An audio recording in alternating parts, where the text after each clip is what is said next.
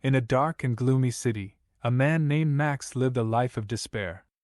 He felt trapped by the expectations of society and the weight of its moral code. He longed for something more, something that transcended the mundane existence he found himself in. One day, he met a stranger who spoke of a path to greatness, a way to break free from the constraints of society and become something greater. The stranger's words ignited a fire within Max, and he was determined to find this path to transcendence. Max began to push the limits of what was considered acceptable by society. He disregarded traditional morals and acted purely on his own desires, believing that this was the key to unlocking his true potential. He climbed the ranks of the corporate world, using any means necessary to get ahead.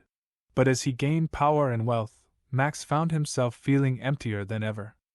He realized that his actions had brought him nothing but loneliness and a lack of true connections with others. He had become a powerful figure, but one without true purpose or fulfillment.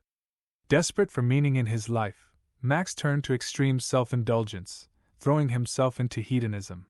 But even this brought him no satisfaction. He found himself at a dead end, trapped in a cycle of emptiness and longing for something more. In a moment of desperation, Max turned to introspection, reflecting on his actions and the life he had built for himself. He realized that true transcendence couldn't be achieved through the rejection of morality and societal norms, but rather by finding a balance between the individual and the collective, between self-interest and empathy. He came to understand that true greatness lies not in the rejection of society but in the ability to go beyond it, to find one's own path while at the same time contribute to the well-being of others.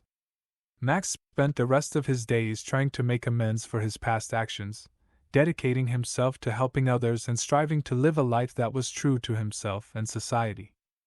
Though his path was difficult, he finally found the fulfillment he had been searching for and understood that true transcendence is not an easy path but one that requires self-reflection, empathy and balance.